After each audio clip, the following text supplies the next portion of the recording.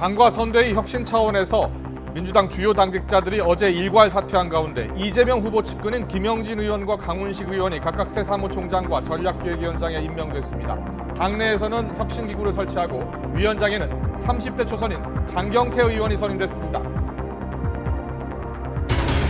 윤석열 국민의힘 대선 후보는 선거운동이 더 지체돼서는 안 된다며 6개 총괄본부장과 대변인 등 1차 주요 선대위 인선 결과를 발표했습니다. 어제 긴급 만찬회동에도 김종인 전 비대위원장의 합류가 불발된 가운데 김 전 위원장을 염두에 둔 총괄 선대위원장 자리는 공석으로 남겼습니다.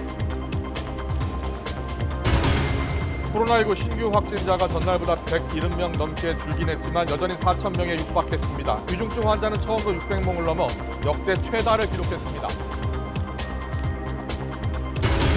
최근 한 달간 소아청소년의 확진자 수가 19세 이상 성인보다 30% 이상 많은 것으로 조사됐습니다. 백신 접종률이 높은 고등학생 발병률은 줄고 있는 반면 접종률이 매우 낮은 중학생을 중심으로 확진자가 급증하는 것으로 나타났습니다. 한국은행 금융통화위원회가 기준금리를 0.75%에서 1%로 0.25%포인트 올리기로 했습니다. 가파른 물가 상승률 통화 정책으로 안정하겠다는 의지로 풀이되는 가운데 시중은행들의 대출금리 인상은 불가피할 것이라는 전망이 나옵니다. 서울 아파트의 가격 오름폭이 한 주 전보다 0.02%포인트 줄어서 5주 연속 둔화했습니다. 대출 규제 강화와 종부세 부과로 거래 심리가 위축된 영향이란 해석이 나오고 있습니다. 뉴스큐 잠시 뒤에 뵙겠습니다.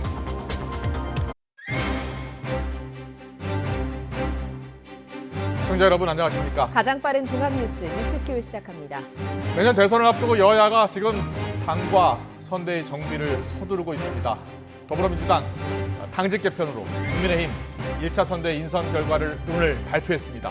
잠시 뒤 여야 의원을 차례로 연결해서 알아보겠습니다. 먼저 국회로 가보겠습니다. 더불어민주당이 신임 사무총장의 최측근인 재선의 김영진 의원을 임명하는 등 당과 선대위원회 쇄신의 속도를 높이고 있습니다. 국민의힘 윤석열 대선 후보는 어젯밤 긴급 회동에서도 합의에 이르지 못한 김종인 전 비상대책위원장을 제외하고 선대위 1차 주요 인선을 발표했습니다. 국회 취재기자 연결합니다. 박서경 기자. 네, 국회입니다. 네, 어제 민주당 주요 정무직 당직자가 사퇴했는데요. 당 쇄신 차원의 일괄 사퇴한 겁니다. 오늘 새로 임명된 사람들 어떤 사람들입니까? 네, 더불어민주당 고용진 수석 대변인은 오늘 오전 당사에서 브리핑을 열고 후속 인사를 발표했는데요. 더불어민주당 신임 사무총장엔 이재명 대선 후보 최측근으로 꼽히는 재선의 김영진 의원이, 전략기획위원장엔 이 후보의 정무조정실장인 재선의 강훈식 의원이 임명됐습니다. 선대위에서 김영진 의원은 총무본부장, 강훈식 의원은 전략본부장을 맡게 됩니다. 고 수석 대변인은 이번 인선이 국민 뜻에 따라 당을 유능하고 기동력 있게 쇄신하겠다는 이 후보의 의지를 뒷받침하기 위한 거라고 설명했는데요. 이 후보와 오랫동안 손발을 맞추며 의중을 잘 아는 김 의원과 강 의원이 당과 선대위에 전면 배치되면서 이 후보의 친정체제 구축이 속도를 낼 것으로 보입니다. 고 수석 대변인의 말 직접 들어보겠습니다. 이재명 후보의 의지를 뒷받침하기 위함입니다. 이번 인선으로 후보와 선대위, 당의 유기적 연관과 의사결정의 단순화, 신속화, 기동성 강화를 이룰 수 있을 것으로 기대합니다. 박완주 정책위의장을 비롯한 정책 담당 주요 당직자들은 정기국회 기간 예산과 민생법안 처리 등 입법 활동의 연속성을 고려해 당분간 유임하기로 가닥을 잡았습니다. 민주당은 또 최근 당 혁신기구인 정당혁신추진위원회를 설치하고 혁신위원장에 30대 초선인 장경태 의원을 선임하기도 했습니다. 쇄신에 바짝 힘을 주고 있는 이 후보, 오늘은 여성 외교 행보를 이어갔는데요. 오전 10시 군 예비역 여성들을 만나 국내 성범죄를 막기 위한 공약 구상을 밝혔고, 오후에는 외신기자클럽 초청 토론회에 참석했습니다. 야권 상황도 짚어보겠습니다. 국민의힘 윤석열 대선 후보가 오늘 1차 주요 인선을 발표했죠.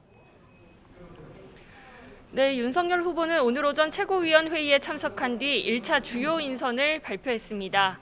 먼저 본부장급 6명을 공개했는데요.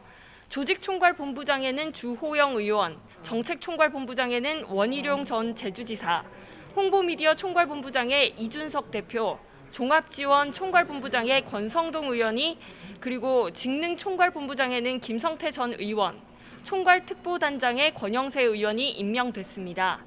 선대위 대변인에는 김은혜, 전주혜 의원이 임명됐고, 원외에서는 경선 캠프 때부터 활동했던 김병민 대변인과 원일이 전 SBS 논설위원이 이름을 올렸습니다. 공보단장은 조수진 의원, 공보실장은 박정아 현 국민의힘 강원 원주갑 당협위원장으로 정해졌습니다. 김종인 전 비상대책위원장이 제안한 약자와의 동행위원회 위원장은 윤 후보가 직접 맡고 부위원장은 김미애 의원이 임명됐습니다. 어제 긴급 만찬 회동에도 합류가 불발됐던 김종인 전 비상대책위원장의 총괄선대위원장 자리는 비워뒀습니다. 김종인 전 비대위원장은 오늘 사무실에서 기자들과 만나 본인은 입장을 이야기했고 거기에 대해 물러나지 않으니 알아서 해결하길 기다릴 뿐이라고 말했습니다. 윤 후보는 최고위 이후에 기자들과 만나 김종인 전 위원장에 대한 질문에 답하는 건 바람직하지 않다고 답했습니다. 들어보시죠. 우리 김종인 박사님과 관련된 얘기는 제가 더 말씀을 안 드리는 게 좋을 것 같아요. 말씀드리는 게 별로 바람직하지 않은 것 같고. 반면 이준석 대표는 오늘 아침 KBS 라디오에 출연해 김 전 위원장 없이 구성해야 한다면 다른 총괄선대위원장을 세울 수도 있다고 생각한다며 후보에게 힘을 실어주는 모습을 보였습니다. 윤 후보는 오늘 오후에는 이 대표와 함께 서울대 호암교수회관에서 진행되는 국민의힘 서울 캠퍼스 총회에도 참석해 청년들과 만날 계획입니다. 지금까지 국회에서 YTN 박서경입니다. 네, 민주당 지금 당직 세판짜기 또 선대위 세판짜기에 들어갔죠. 앞으로 어떤 전략으로 내년 대선에 임할지 들어보기 위해서요. 조금 전 소개해드린 더불어민주당 강훈식 신임 전략기획위원장과 함께 이야기 나눠보겠습니다. 스튜디오에 나와 계십니다. 어서 오십시오. 네, 안녕하세요. 안녕하십니까. 강훈식입니다. 반갑습니다. 네. 임명된 지 몇 시간 안 됐는데 네. 자, 아주 무거운 자리죠? 네, 그렇습니다. 어떤 각오로 임할 생각입니까?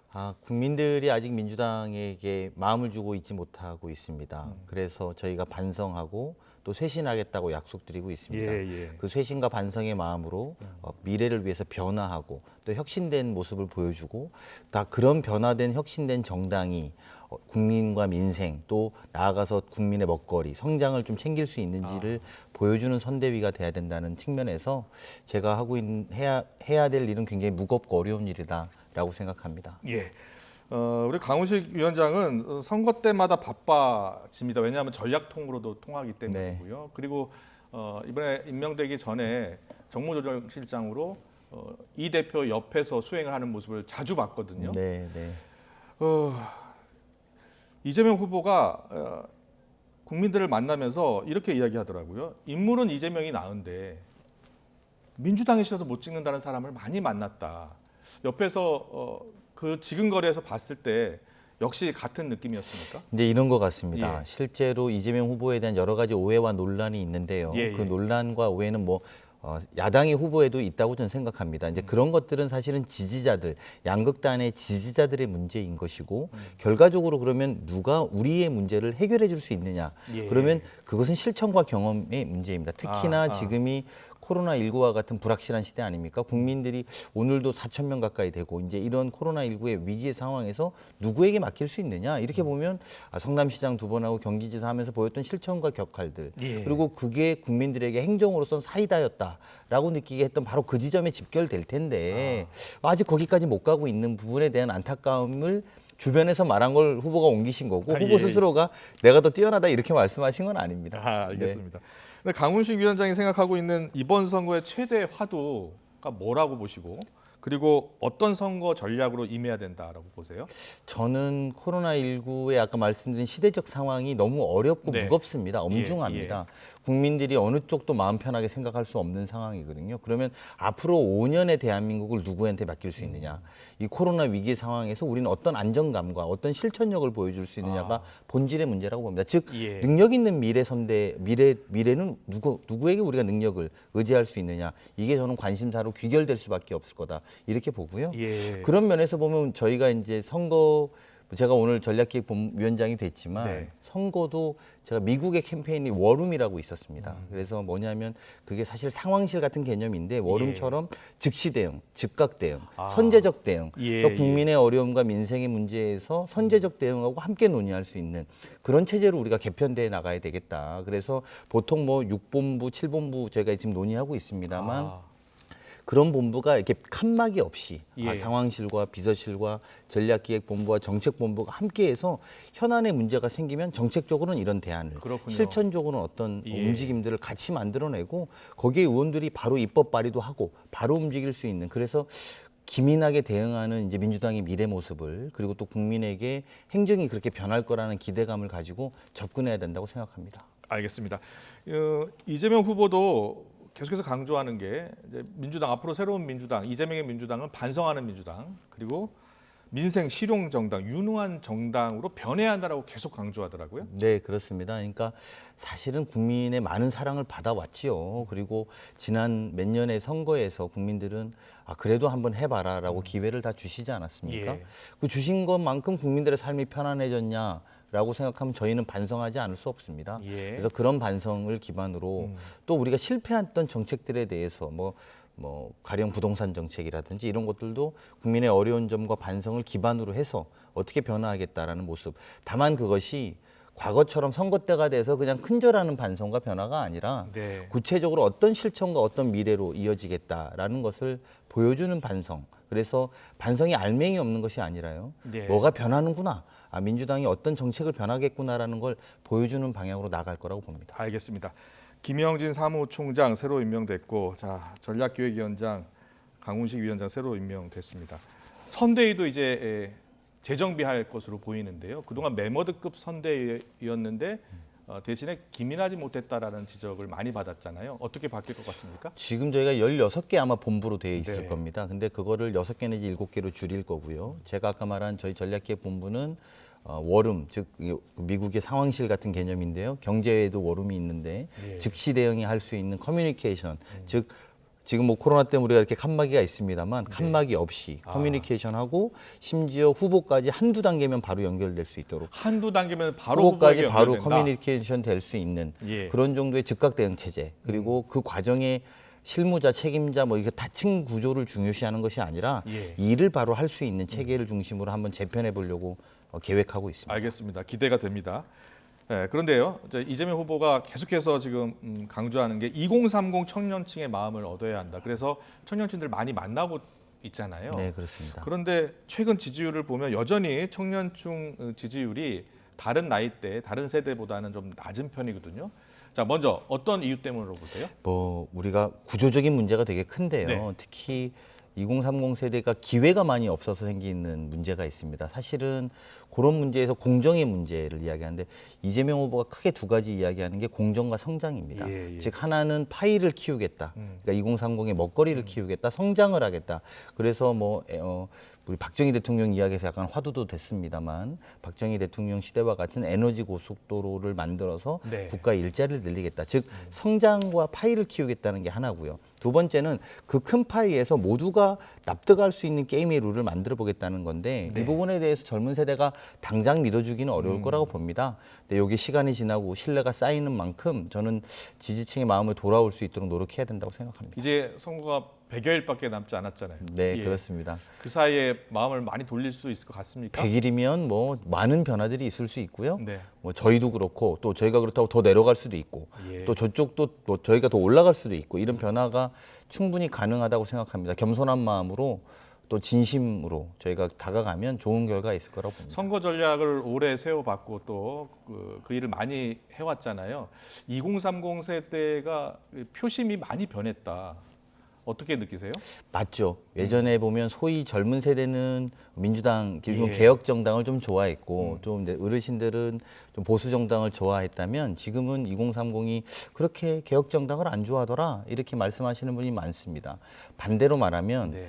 이제 2030 세대가 너무 어려워져서 이익 투표를 한다는 소리이기도 이익 합니다. 투표를 한다. 나한테 도움되는 예. 또 나한테 변화를 줄 수 있는 삶에 그게 투표하겠다는 선거 운동, 선거 전략의 포인트네요. 그렇습니다. 예. 그래서 아까 말씀드린 것처럼 누가 실천하고 누가 바꿀 수 있느냐 이 지점으로 모인다면 그거는 내가 믿을 수 있고 본 적이 있는 사람이어야 하는 것이고 예. 그렇게 보면 이재명 후보는 실천하고 보여준 게 많기 때문에 그래서 지금 젊은 세대들이 다시 기대를 하는 것도 결국은 나한테 뭔가 변화를 줄 수 있는 후보는 이재명 후보 아닌가 예. 이런 부분으로 귀결될 수밖에 없다고 봅니다. 알겠습니다. 오늘 청년 선대위 인선도 발표했는데 선대위 내에 이런 조직이 있더라고요. 민주당 꼰대짓 그만해. 네. 남혐, 여혐 둘 다 싫어. 이런 조직을 만들기로 한 거예요. 네. 이런 조직을 만든 이유가 어디에 있어요? 저희 자체를 돌아보게 하는 끊임없는 내부 각성과 자성의 노력이 필요합니다. 근데 그것을 저희들끼리 과거의 기성 정치인들이 하는 것이 아니라 아예 젊은 2030 세대가 이런 꼰대짓 그만의 위원회를 만들어서 구체적으로 정치인들한테 지적하고 요구하고 그래서 그게 좀 더 편안한 소통과 대화가 될 수 있도록 하는 체제이기 때문에 이 변화도 전 되게 재미있는 또 그 선대 이름이 다이너마이트 선대입니다. 예. 청년 선대 이름이 다 폭발시키겠다. 다 뭐 민주당도 마음에 안 들면 폭파시키겠다 이런 개념이 있는 것만큼 좀 그런 열정과 변화에 대한 노력들도 아마 의원들도 이제 받아들일 마음의 준비를 해야 되겠지만 예. 그럼 조금 더 선순환되고 새롭게 변화하는 노력에 도움이 될 거라고 생각합니다. 그렇다면요. 그동안 민주당이 청년들한테 보여줬던 꼰대짓 맞죠? 생각나는 많죠. 거 뭐 있습니까? 많이 있는데요. 많이 있는데 예. 뭐 제가 그냥 그 해당되는 의원님들이 떠올라가지고 말하기가 더 조심스러워요. 예. 덩어리가 커지고 몸집이 커지고 더 규모가 커졌다는 것 자체가 젊은 세대에 호흡하기에는 기민하게 움직이기에는 이미 꼰대가 돼버린 겁니다. 그 꼰대라는 게 행태적인 모습도 있지만 우리가 커버린 모습 이 자체에서도 오는 거기 때문에 저희 스스로가 낮추고 내려서 그런 친구들 젊은 친구들에게 더 호흡할 수 있는 정당으로 바뀌면 조금 변화에 기대하지 않을까 조심스럽게 생각합니다. 알겠습니다. 앞서 우리 취재 기자가 이제 앞으로 이재명 후보 중심의 선대위, 이재명 후보 중심의 당이 만들어질 것 같다라고 표현을 했는데 사실은 이재명 후보가 당내 기반이 많지 않잖아요. 네. 이걸 어떻게 극복하실 생각이에요? 결과적으로 이재명의 민주당은 국민의 민주당으로 나가야 됩니다. 저는 갈 길이 정해져 있습니다. 네. 당내 기반이나 또 지금까지 여의도 경험으로 한다면 아마 양당의 후보가 다 이분들이 되기 어려웠을 거라고 봅니다. 두 분 다 당내 경험의 문제가 본질이 아니었고 국민들의 시각에 호흡하라는 것이었고 네. 그거는 이재명 후보는 그런 행정 경험과 다양한 경험 속의 실천을 여의도에서 해달라는 주문이었다고 저는 생각합니다. 그러니만큼 그 과정을 국민의 민주당 속으로 들어가서 저희가 성공시킨다면 예. 당내 기반 문제는 나중에 극복될 거라고 봅니다. 알겠습니다. 그리고요, 민주당이 변해야 한다. 초선 의원들이 기자회견까지 계속 열고서 당의 혁신을 외치고 있습니다. 특히 외부 인사가 보이지 않는다. 외부 인사 영입이 또 실제로 쉽지 않다고 들었는데 외부 인사 영입은 어떻게 추진하고 있고 어떤 인사가 들어와야 된다고 보십니까? 국가인재영입위원장의 우리 원혜영 의원님 네. 그리고 국가인재영입위원회 단장의 우리 백혜련 의원을 임명한 지 이제 불과 일주일도 안 지났습니다. 시간이 좀 걸리는 문제고요. 하지만 제가 아까 말씀드린 것처럼 후보의 가장 큰 고민들, 즉 공정과 성장, 그리고 공정을 상징할 수 있는 분들, 예. 또 성장을 이야기할 수 있는 분들, 그리고 코로나 시기에 우리가 어떻게 먹고 살 것인가에 대한 민생을 이야기하는 분들, 이런 분들 중심으로 영입을 노력할 거라고 보고요. 예, 또 예. 그런 상징성 있는 분들이 좀 구체화되면 저희가 좋은 방송 이런 프로그램에 나와서 예.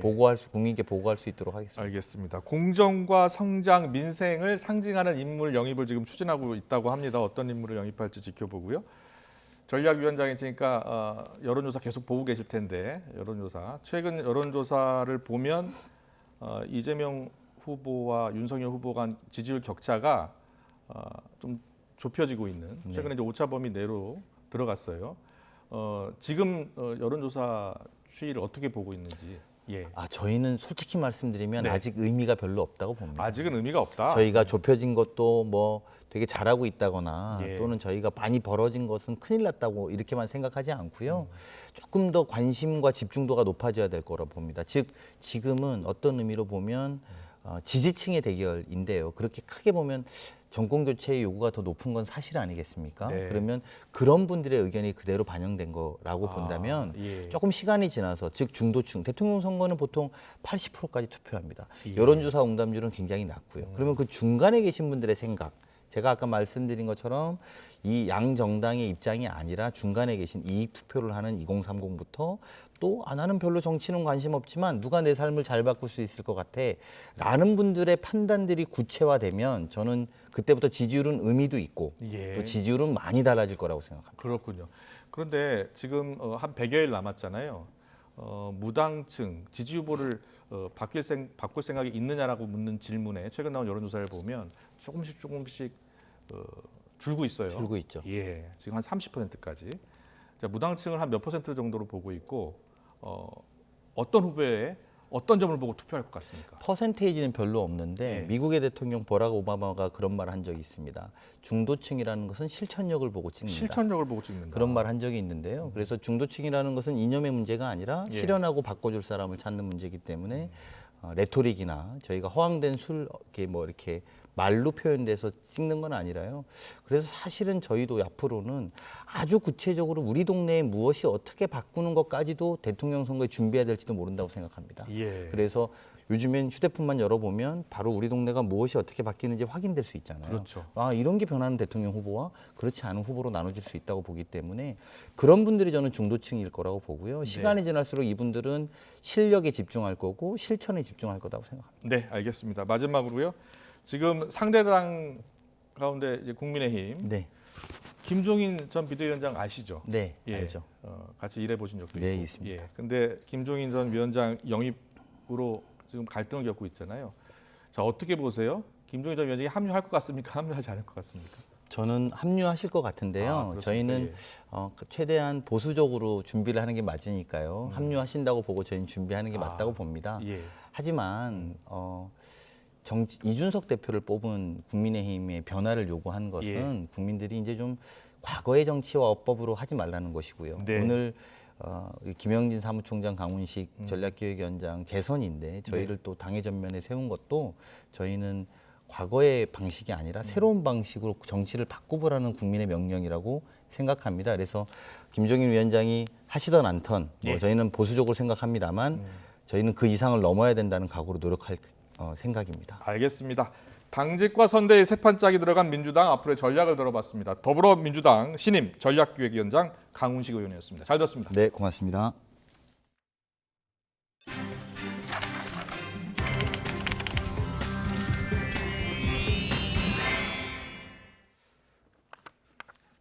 네, 이번엔 국민의힘 상황도 들어봐야겠죠. 전해드린 것처럼 김종인 전 비대위원장 없이 일단 선대위 첫 발을 뗐습니다. 김은혜 국민의힘 선대위 대변인과 함께 오늘 선대위 구성과 관련한 현안을 짚어보겠습니다. 자, 국회에 나와 계시죠? 네, 안녕하십니까. 이건님 오랜만에 인사드립니다. 네, 안녕하세요. 다시 대변인직으로 돌아오셨습니다. 먼저 소감이 어떻습니까? 그러게요. 예, 그런데 자리보다는 역할이 더 중요하다고 생각을 합니다. 예. 그리고 제가 적임자라고 보셨다면 그 기대에 부응할 수 있도록 열심히 차근차근 한 발씩 떼가겠습니다. 알겠습니다. 자, 국민의힘 선대위 일단 총괄 선대위원장 네. 자리는 비워놓고 일단 출발하는 거죠? 네, 그렇습니다. 제가 그 홍보본부장으로서 오늘 당의 백보드에 썼던 문구가 있었는데요. 예.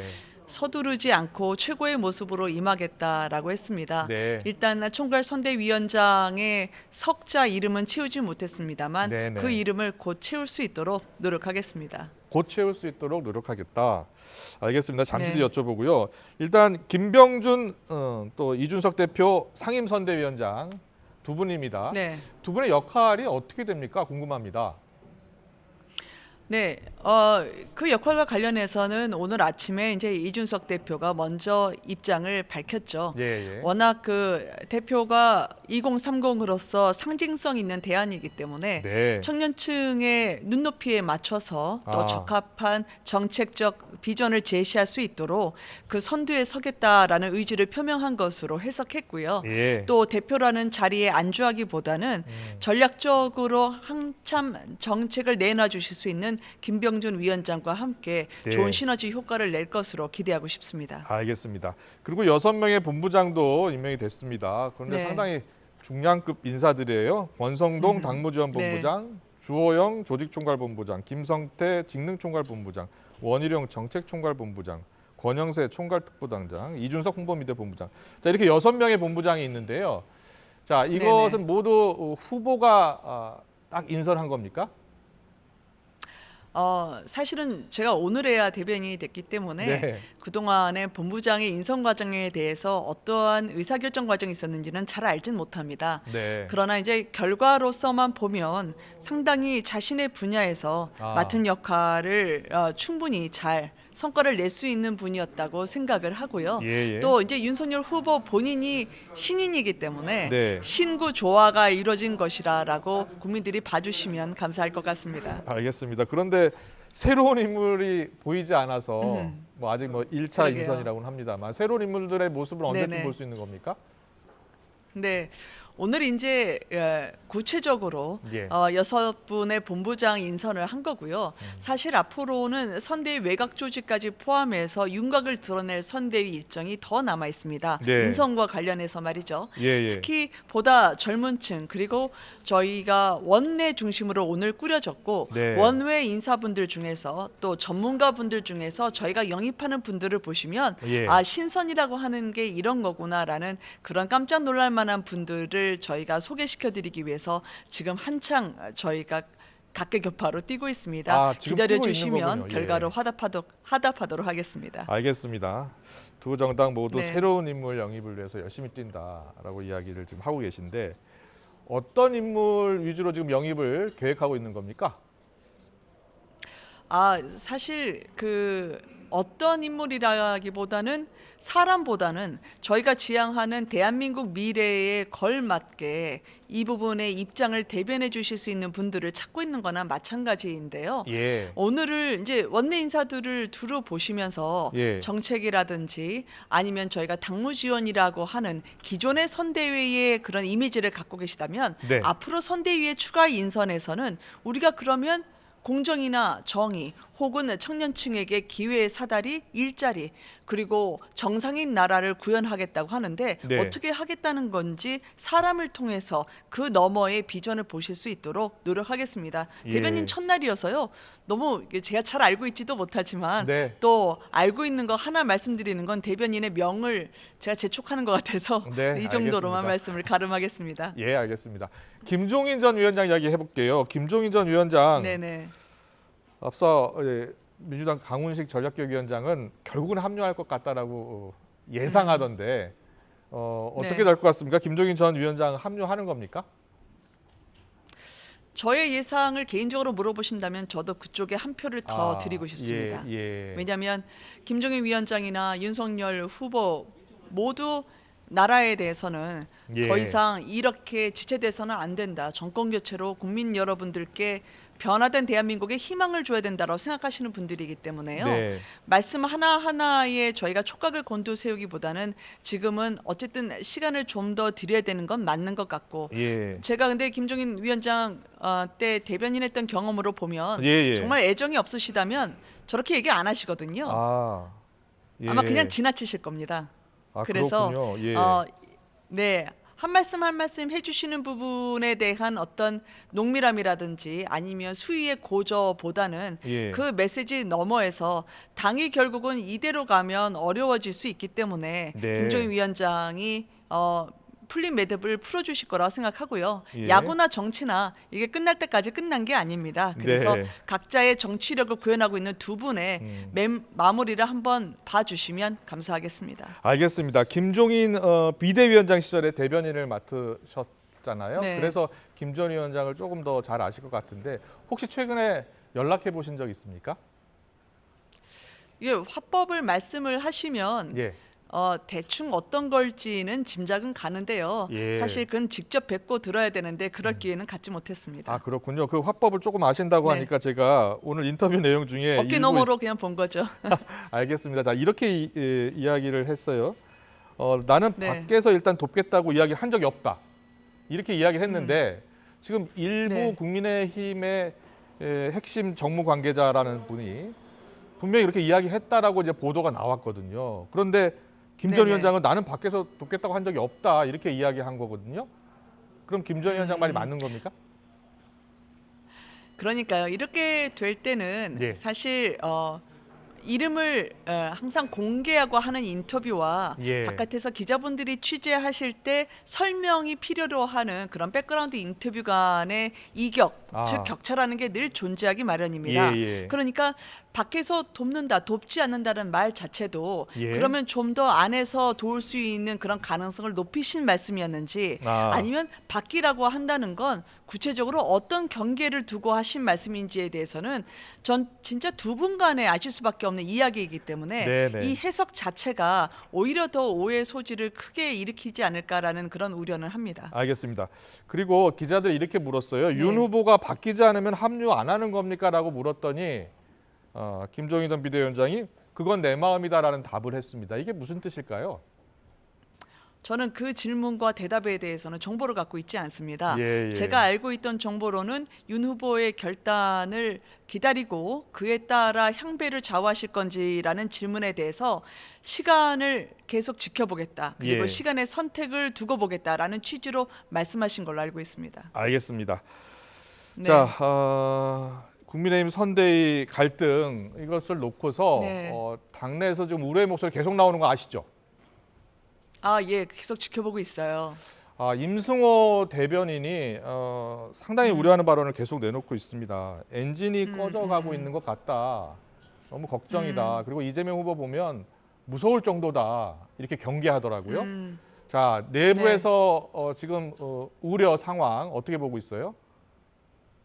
저는 새겨야 되는 메시지라고 생각을 합니다. 예, 임승호 예. 대변인도 서바이버 프로그램을 통해서, 그러니까 저희 안에 있어서의 경쟁 체제를 통해서 탄생했던 젊은 청년 대변인이기 때문에 네. 또 이 동료들이 느끼는 우려를 대신 전달한 거라고 저는 믿고 싶고요. 예, 예. 또한 앞으로 저희가 그렇지만 선대위가 여기서 멈추지 않고 청년 조직까지 추가로 저희가 발표할 가능성이 있기 때문에 네. 이거는 저희의 인선이 나오고 또 그 인선에 반영된 메시지가 국민들에게 전달될 기회가 많아진다면 어차피 임 대변인의 말씀까지 저희가 수렴해서 함께 합의에 도출할 가능성이 있을 거라 생각하고요. 예. 무엇보다 저도 현재 여론조사를 보고 안주하면 안 된다고 생각하는 편입니다. 예, 예. 100일 남은 선거라는 건 얼마든지 몇 번씩 출렁일 수 있기 때문에 네. 저희가 자칫 안이하게 하다가는 이 판을 그대로 상대에게 내줄 수 있다라는 그런 위기와 경각심을 갖고 있습니다. 네. 오늘 윤석열 후보가 선거 운동이 더 지체돼서는 곤란하다. 1분 1초를 아껴가며 우리가 뛰어야 할 상황이다라고 이야기했습니다. 네. 윤 후보가 좀 네. 마음이 좀 급해진 것 같던데요. 어떻게 느끼셨어요? 후보로 선출된 지 벌써 3주가 됐거든요. 예. 그래서 이제는 본격적으로 뛰어야 할 때입니다. 그만큼의 후보의 의지의 표현이라고 저는 생각하고요. 네. 나올 수 있는 발언이 나왔다라고 봅니다. 나올 수 있는 발언이 나왔다. 알겠습니다. 네. 지금 민주당 같은 경우에는 반성하는 민주당 그리고 네. 실제로 다가설 수 있는 민주당, 유능한 정당으로 혁신을 지금 꾀하고 있잖아요. 상대당에 네네. 변신하는 모습은 어떻게 평가하세요? 늘 상대가 변하고자 한다면 저희에게는 상당히 큰 자극이 되죠. 예. 그리고 저희도 혁신해야겠다고 하는 동인이 되는 건 분명합니다. 네. 다만 이재명 후보 같은 경우에는 큰절 넙죽하시는 걸 지켜봤는데요. 바꾸겠다, 반성하겠다, 그리고 국민의 눈높이에 맞추겠다 했지만 그렇게 큰절을 하시고 일어선 다음에 했던 말씀은 날치기였습니다. 왜냐하면 몽둥이를 들고 있는 특히 행안위원장 같은 경우에는 결정권이 있으므로 가급적 많은 법안을 패스트트랙으로 처리해야 된다는 일명 입법 독재를 지시한 거나 마찬가지인데요. 사실 변하겠다고 하면 야당도 국민인데 야당을 저들로 표현한다든지 야당의 입장과 관계없이 일방통행 그리고 강행을 지시한다고 하신다면 그동안의 국민의 눈높이 그리고 공감 능력 부족을 반성하신 건 어떻게 반성하셨다는 건지 8,600만 원 이미지 컨설팅은 굉장히 큰 돈인데 차라리 그 돈으로 더 어려운 분들하고 함께 할 수 있는 자리에 야당을 초대해 주시면 어떨까라는 생각을 합니다. 네, 알겠습니다. 벌써부터 매섭습니다, 김은혜 대변인님. 아닙니다. 여기까지 듣겠습니다. 오늘 임명됐습니다. 네. 국민의힘 선대위 대변인 김은혜 의원과 함께했습니다. 잘 들었습니다. 고맙습니다. 고맙습니다.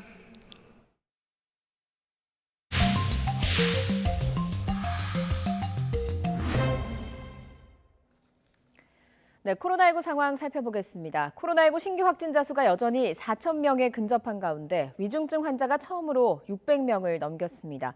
정부는 다양한 방역 강화 조치도 검토하고 있습니다. 취재기자 연결합니다. 최명신 기자. 네, 최명신입니다. 네, 먼저 오늘 자세한 확진자 현황 정리해 주시죠. 네, 오늘 0시 기준 코로나19 신규 환자는 3,938명입니다.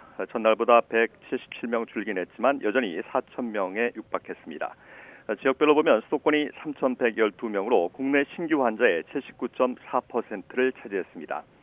비수도권에서는 교회를 중심으로 집단 감염이 확산하고 있는 충남에서 확산세가 이어졌습니다.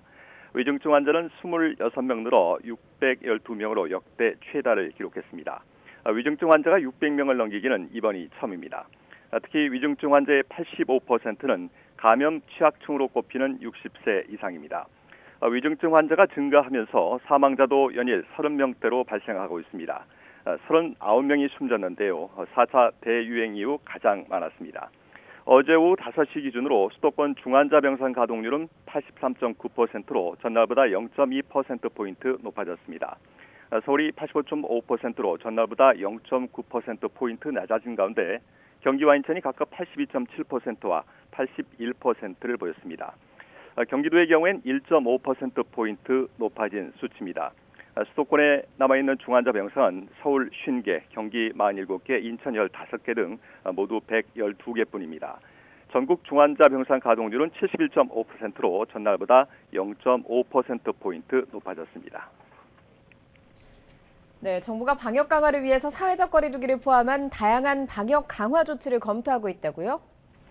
네, 손영래 중수본 사회전략반장은 감염 경로 분석 결과에 따라서 대처 방안을 마련할 방침이라며 사회적 거리 두기를 포함한 모든 가능성을 열어놓고 논의하고 있다고 말했습니다. 특히 고령층 돌파 감염이 증가하고 있는 만큼 추가 접종을 신속하게 완료하는 것이 가장 중요하다고 강조했습니다. 정부는 고위험 시설에 들어갈 때 백신 접종 완료 증명서나 PCR 음성 확인서를 제출하는 방역 패스 적용을 확대할 것으로 보이는데요. 방역 패스 적용 대상을 12세에서 18세 사이 청소년으로 확대하고 적용 장소도 식당과 카페로 확대하는 방안을 유력하게 검토하고 있습니다. 아울러 백신 패스 유효 기간을 설정해 기간이 지나면 부스터샷 접종자에게만 출입을 허용하는 방안도 함께 검토하고 있습니다. 사적 모임 제한 조치는 전체 인원은 그대로 유지하되 미접종 제한만 강화하는 방안이 거론되고 있습니다. 이같이 오늘 1.4.1복 준비위원회에서 논의된 방역 수칙은 내일 중대본 회의를 거쳐 발표되고요. 다음 주인 29일부터 적용될 가능성이 커 보입니다. 지금까지 사회부에서 YTN 최명신입니다. 지난 20일 전면 등교가 시작되면서 서울 지역 학교의 96%가 전면 등교를 하고 있는 것으로 나타났습니다. 서울시교육청은 지난 22일 기준으로 서울 지역 초등학교의 98%인 590곳, 중학교는 94%인 365곳, 고등학교의 94%인 300곳이 전면 등교를 하고 있다고 집계했습니다. 다만 전체의 4%인 과대 과밀학교 56곳에서는 초등학교 3학년에서 6학년 4분의 3 등교와 중고등학교는 3분의 2 등교를 시행했습니다. 국방부는 50만 장병에 대한 코로나19 백신 추가 접종, 이른바 부스터샷 일정을 원래 계획했던 내년 1월보다 한 달 앞당겨 다음 달 말부터 시행한다는 방침입니다.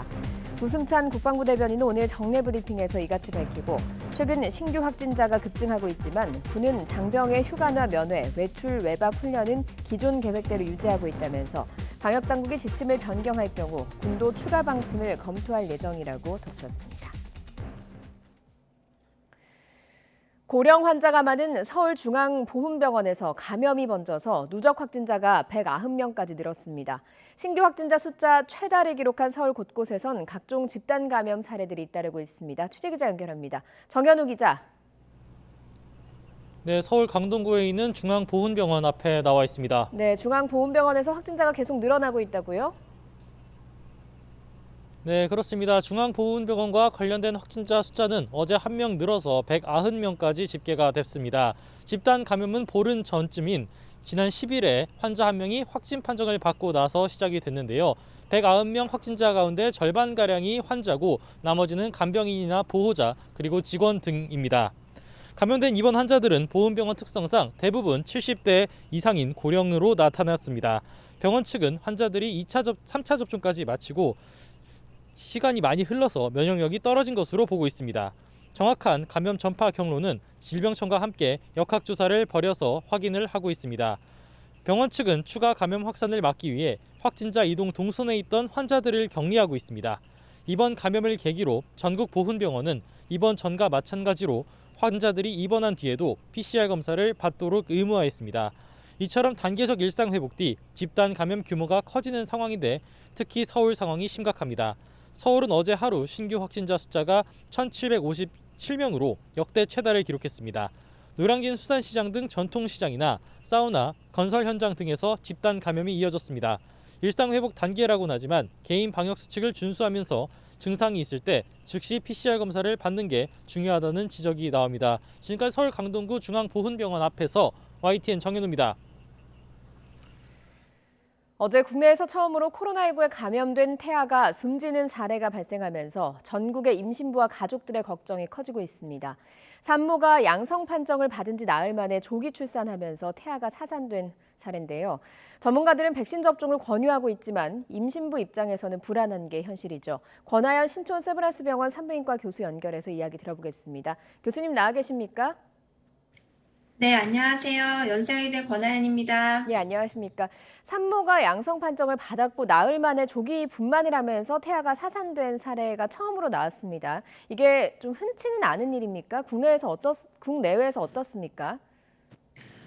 네, 정말 안타까운 소식인데요.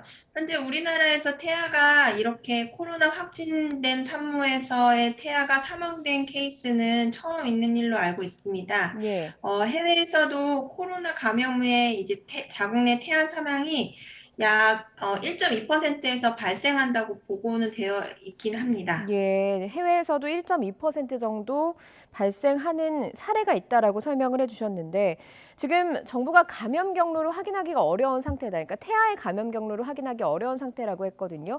임신부가 걸려서 태아가 걸렸다 이렇게 볼 수 있는 겁니까? 네. 저도 뉴스로 이 소식을 접한 터라서 자세하게 이제 설명드리긴 좀 어렵지만 네. 이제 이게 태아가 엄마한테서 수직 감염됐다는 뜻은 이제 엄마의 바이러스가 태아에게 태반을 통해서 직접 전달이 되고 그래서 이 태아가 감염이 되었을 때 저희가 수직 감염이라고 하는데요. 네. 근데 이 양성된 결과가 단순하게 이제 분만할 때 산모의 혈액이나 체액이 태아에게 또 노출이 될 수 있거든요. 그래서 이걸로 인한 양성인지 아니면 정말 아기의 그 엄마의 혈액에 있는 바이러스가 태반을 통해서 아기한테 넘어가서 아기가 감염이 된 다음에 나타난 확진인지 확실하지 않다고 밝히는 것 같습니다. 예, 그러면 임신부가 코로나19에 감염된다고 해서 반드시 태아가 감염된다 이렇게 볼 수는 없는 거군요. 네, 예. 그렇습니다. 그리고 임신부가 코로나19에 걸리면요. 지금 26주 된 산모니까 임신 7개월 정도 된 산모였거든요. 그런데 굉장히 빨리 이제 조기 출산한 상황입니다. 임신부가 코로나19에 걸리면 이렇게 조기 출산할 가능성도 커지는 겁니까?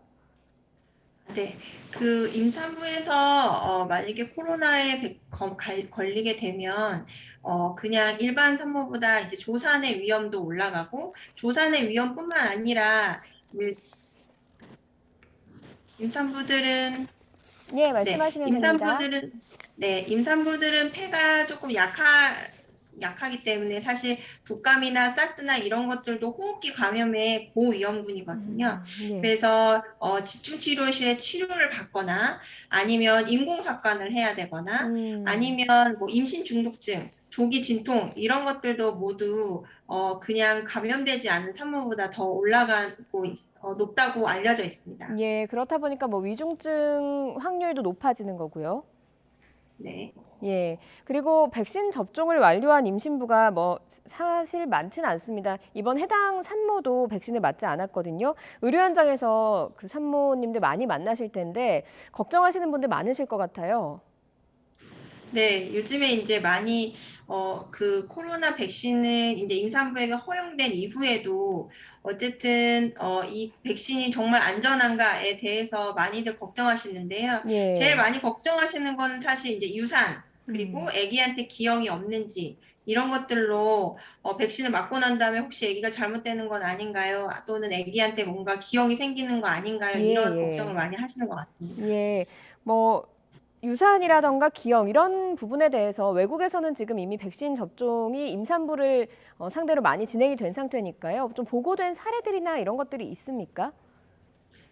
네, 물론 이제 백신을 임신을 하고 난 다음에 맞으신 분들 또는 임신을 인지하지 못하고 백신을 시작해서 다 완료하신 분들한테서 이제 이게 2020년 12월부터 백신이 시작되었고 예. 그때부터 이제 데이터들이 모여서 나온 데이터에 따르면 사실 물론 유산이나 기형이나 이런 것들이 보고되어 있기는 하지만 이것이 그냥 백신을 안 맞은 사람들에서 나타나는 그 비율이랑 큰 차이가 없는지 아니면 여기가 더 많이 높은지 이거에 대해서는 아직 이제 데이터가 더 쌓여야 돼서요. 그거에 예. 대해서는 확실하게 나타나 있지 않지만 그래도 백신을 맞는 게 코로나에 걸려서 생길 수 있는 합병증들을 예방하는 게 임산부에겐 더 좋겠다고 해서 백신이 권고되고 있습니다. 예.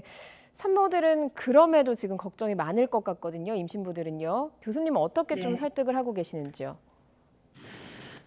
네. 아까 말씀드렸듯이 사실 이 백신이 너무 좋아서 또는 이게 너무 안전해서 맞는다기보다는요.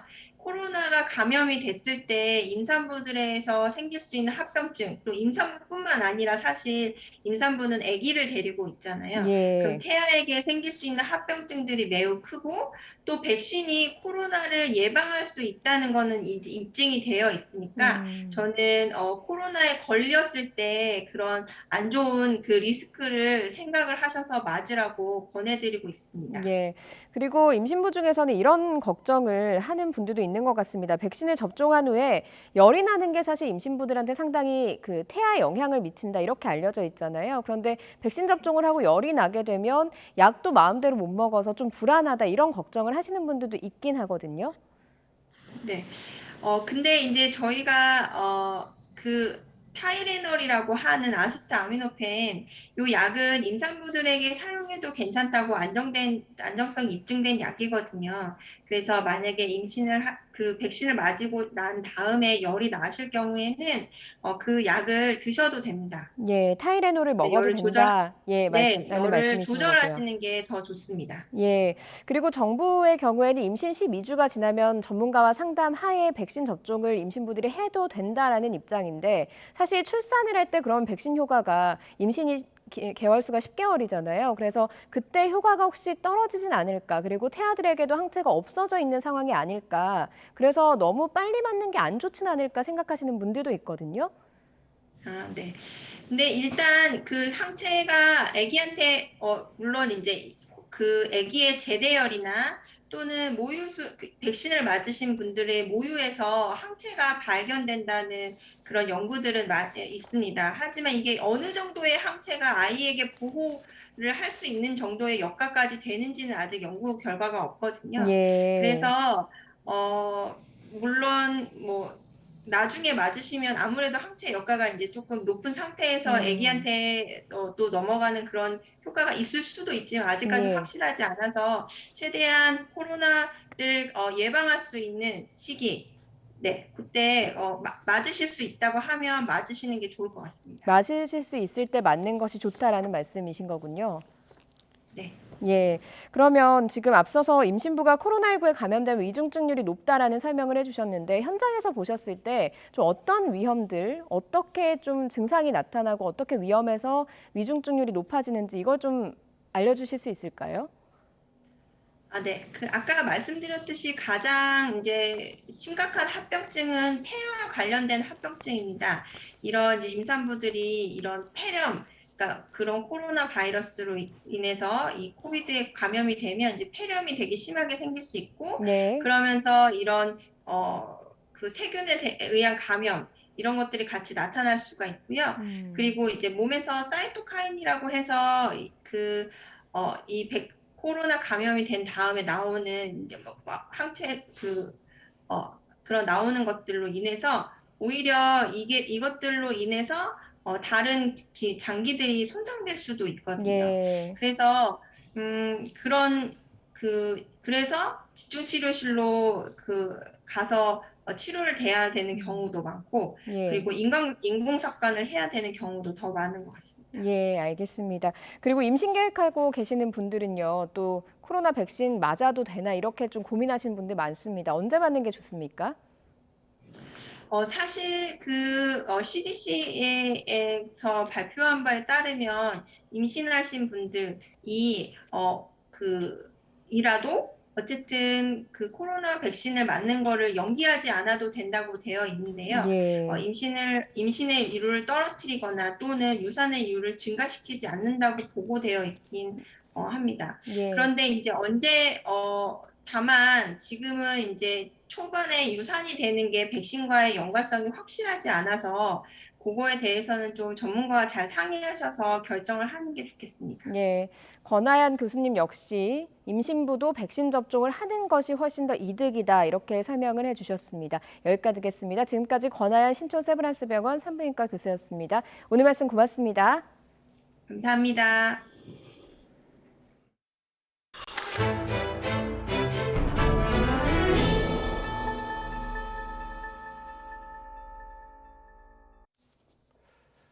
한국은행이 오늘 기준금리를 1%로 0.25%포인트 올렸습니다. 지난해 3월 이후 1년 8개월 만에 다시 1%대 기준금리 시대를 맞이하게 된 겁니다. 금리가 오르면 대출금리도 따라서 오르죠. 그래서 걱정입니다. 취재기자 연결합니다. 김우준 기자. 네, KB 국민은행에 나와 있습니다. 네, 20개월 만에 이제 0%대 기준금리 시대가 막을 내렸죠. 네, 그렇습니다. 한국은행 금융통화위원회는 오늘 오전 회의를 열고 기존 0.75%였던 기준금리를 0.25%포인트 올렸습니다. 이로써 기준금리는 1.0%까지 오른 겁니다. 지난해 3월 이후 20개월 만에 다시 기준금리 1% 시대를 맞이하게 된 겁니다. 한국은행은 지난 8월 이후 3개월 만에 다시 금리 인상 카드를 꺼내 들었는데요. 이 이후로는 가장 크게 소비자 물가지수가 급격하게 높은 부분을 지적할 수 있습니다. 지난 10월 소비자 물가 상승률은 3.2%로 10년 만에 최고치를 기록했습니다. 이 금리 인상으로 시중의 자금을 줄여 널뛰는 물가를 잡겠다는 신호로 풀이가 됩니다. 또 금융 불균형 문제도 기준금리 인상의 주요 이유 중 하나입니다. 집값은 연일 신고가를 찍었고 부동산가 폭등과 빚을 내서 투자하는 이른바 B2까지 유행하면서 올해 3분기 말 기준 가계빚은 1,845조 원에 육박할 정도가 됐습니다. 다만 이미 예상된 금리 인상인 만큼 시장에 미치는 영향은 제한적일 거라는 분석이 높습니다. 시중 대출금리 역시 기준금리 인상을 선반영한 측면이 높아 당장 금리가 치솟을 가능성도 적습니다. 하지만 마냥 안심할 수는 없습니다. 이주열 한국은행 총재가 내년 1분기 기준금리 인상에 대해 배제할 수 없다고 발언한 만큼 추가 인상 가능성이 큰데요. 현재 주요 시중은행의 주택담보대출 변동금리는 3% 중반에서 4%대를 웃돌고 있는데 만약 기준금리가 2%까지 오른다면 6%대 주담대 금리도 얼마든지 가능하다는 전망입니다. 지금까지 KB국민은행에서 YTN 김우준입니다. 헌법재판소가 음주운전 처벌을 강화한 이른바 윤창호법 일부 조항에 대해서 위헌 결정을 내렸습니다. 2번 이상 음주운전이 적발될 경우에 가중 처벌하도록 한 조항이 심판 대상이었습니다. 취재기자 연결해 자세히 알아보겠습니다. 우철희 기자. 네, 사회부입니다. 네, 윤창호법 일부 조항에 대해서 헌재가 위헌 결정을 내렸다고요? 네, 그렇습니다. 헌법재판소는 오늘 도로교통법 148조 2 제1항에 대해서 재판관 7대2의 의견으로 헌법에 위반된다는 결정을 선고했습니다. 해당 조항은 누구든 술에 취한 상태에서 자동차 등을 운전해서는 안 된다는 규정을 2회 이상 위반한 사람을 2년 이상 그리고 5년 이하의 징역이나 1,000만 원 이상 2천만 원 이하의 벌금에 처한다고 규정하고 있습니다. 쉽게 말해서 음주운전으로 2번 이상 적발됐을 때 가중 처벌하는 조항입니다. 지난 2018년 9월 부산에서 음주운전 차량에 치여 숨진 고 윤창호 씨 사건을 계기로 같은 해 말에 국회가 이 같은 내용 등을 담아 이른바 윤창호법을 통과시켰습니다.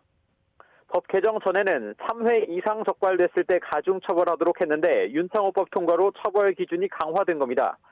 헌재는 과거 음주운전 적발 시기나 경중을 따지지 않고 2회 이상의 음주운전이라고 해서 무조건 가중 처벌하는 건 맞지 않다고 판단했습니다.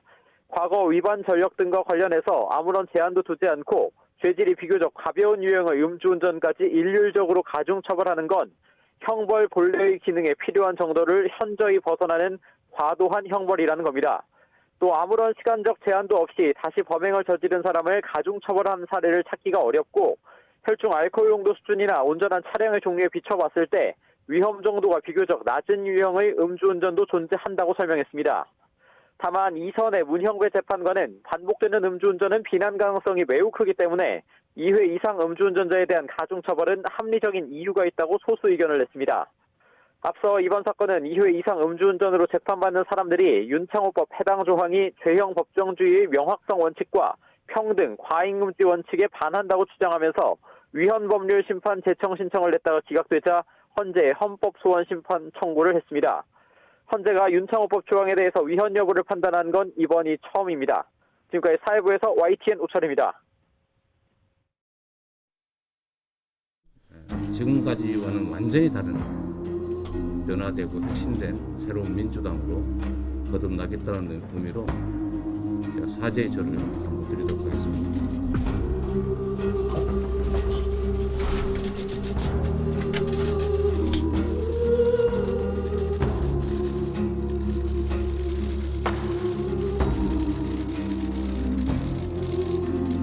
최대한 책임 처리, 신속 처리해내고 또 그게 어려운 점이 있다면 패스트 트랙 등 관련 제도들을 활용해서 일괄 사퇴의 뜻을 함께 보았습니다.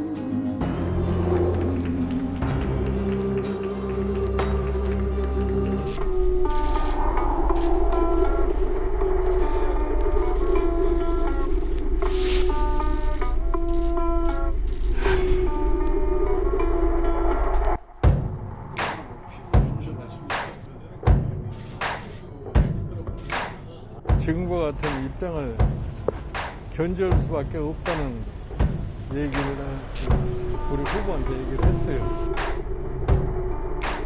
사전에 좀 제대로 정비를 하고서 출발을 하자는 그런 뜻으로 내가 얘기를 했어요.